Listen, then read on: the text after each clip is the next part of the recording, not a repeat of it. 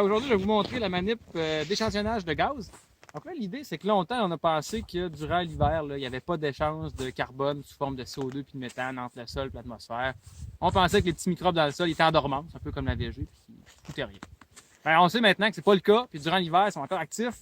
Ils vont respirer comme nous autres, ils vont émettre du CO2. Le CO2 va traverser la neige, parce que c'est poreux la neige, l'air peut diffuser, puis se rendre dans l'atmosphère.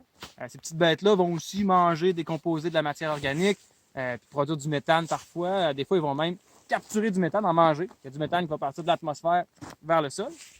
Là, le but du jeu aujourd'hui, c'est d'essayer de mesurer ça. Pour ça, on va prendre des échantillons de gaz dans la neige. Parce qu'à cause, vu que la neige est un milieu poreux, ça ralentit la diffusion des gaz. Puis à partir de là, on peut évaluer les flux, les échanges qui se produisent durant l'hiver. Pour ramasser du gaz en neige, on va se servir d'une tige comme ça. C'est une tige de métal qui est creuse. J'ai deux petites fentes d'un côté par lesquelles le gaz peut passer. Donc, c'est là que le gaz va rentrer. À l'autre bout, j'ai mis une valve avec l'époxy. Donc, on a une valve qu'on peut contrôler qui est reliée directement à mes deux petites fentes au bout.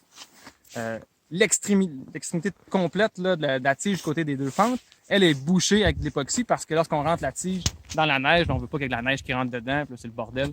C'est pour ça qu'on fait deux petites fentes sur le côté. Donc là, l'idée, c'est de rentrer cette tige-là dans la neige, à la profondeur qu'on désire. Pour ça, on a un petit stopper en rubber ici. La tige est graduée au 5 cm. Vous le placez à la profondeur désirée. On rentre ça dans la neige. Ça l'arrête au stopper. Puis là, on est en position pour prendre notre mesure. Pour ramasser du gaz, on va prendre des seringues. Donc là, on a des kits de 5 seringues comme ça. Pourquoi 5? Parce que chaque profil va être constitué de 5 mesures. J'y reviens un peu plus tard.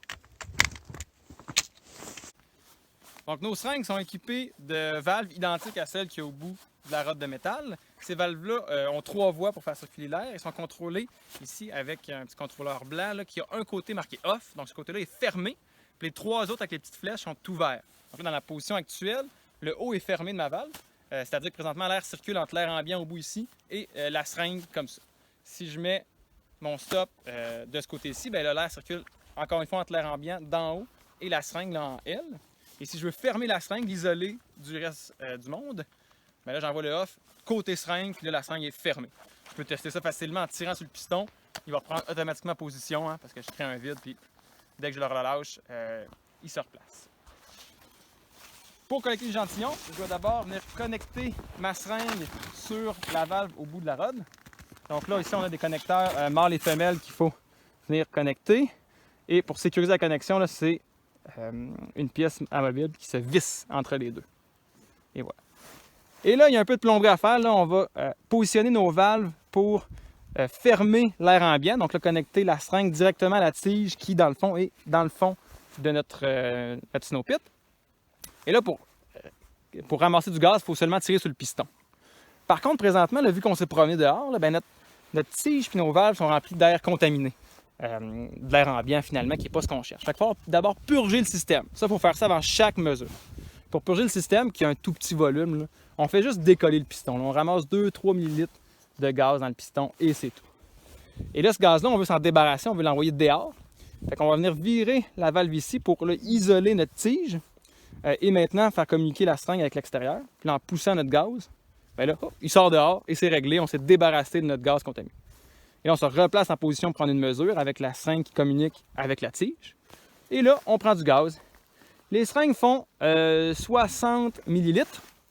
Par contre, il faut faire attention, hein, parce que lorsqu'on va ramener ça à l'intérieur, il va y avoir de l'expansion thermique. Fait que s'il fait moins 40 puis vous prenez 60, le piston va popper, on va perdre notre échantillon. Quand il fait moins 40, là, prenez pas plus que 50.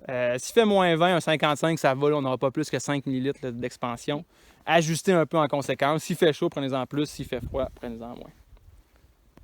Et une fois qu'on a notre échantillon, ben là, on vient juste fermer d'abord la seringue. Donc, j'aurai mon off du côté seringue et je peux la déconnecter. Et voilà, j'ai mon échantillon de gaz sécurisé. Ça, cet échantillon-là, dans ces seringues-là, c'est chouette, mais ça va rester un bout. Mais au bout de 24 heures, il va y avoir des fuites. Donc là, le soir même de la manip, il va falloir transférer notre gaz dans des fioles qui, elles, vont être bonnes pour l'entreposage à long terme là, sur plusieurs mois. Lorsqu'on fait un profil, comme je disais, on va prendre 5 mesures. Donc là, l'idée, à chaque fois qu'on fait un profil, c'est d'en prendre 5. Donc la première va être dans l'air.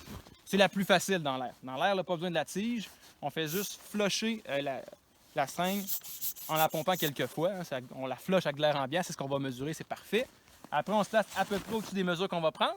Bien important, quand on va venir tirer notre air, de ne pas respirer pendant 2 secondes. Surtout de ne pas expirer, hein, parce qu'on expire beaucoup de CO2. Certaines personnes expirent du méthane aussi. Donc, on va éviter ça, sinon ça va biaiser les deux. On ramasse notre gaz sans respirer, on ferme la seringue et c'est réglé. Ensuite, on a 4 autres à prendre. La première, on va la prendre 5 cm juste en dessous de la surface. Pour la deuxième et troisième, il va falloir se promener un peu avant là, pour évaluer autour, c'est quoi à peu près la moyenne de hauteur de neige qu'on a. Et on va essayer d'aller chercher le tiers et le 2/3 de la hauteur de neige. Pas besoin d'être précis, c'est pas très grave, même si on est au quart ou à la demi, pour être franc. Il faut surtout noter à quelle profondeur on va prendre l'échantillon. C'est ça qui va nous permettre de calculer nos flux après. Donc on évalue à peu près 1/3, 2/3 à l'œil. On fait 1/3, 2/3 et la dernière qu'on prend, c'est dans le sol. Donc on va au fond complètement du snow pit. Donc air, 5 cm, 1/3, 2/3 dans le fond complètement. C'est nos 5 échantillons. Pour chaque snow pit qu'on va faire, on va prendre 3 profils à peu près à 50 cm de distance. Lorsque vous arrivez sur un site pour faire un snow pit, prendre des mesures de gaz, le gaz, c'est la première chose qu'on fait. Dès qu'on va creuser la neige pour faire le pit, bien là, on crée une porte d'accès pour que l'air ambiant communique avec l'intérieur du snowpack. Il va y avoir de la perturbation. Avant même de creuser ce qu'on veut faire, on rentre notre tige et puis on ramasse notre gaz.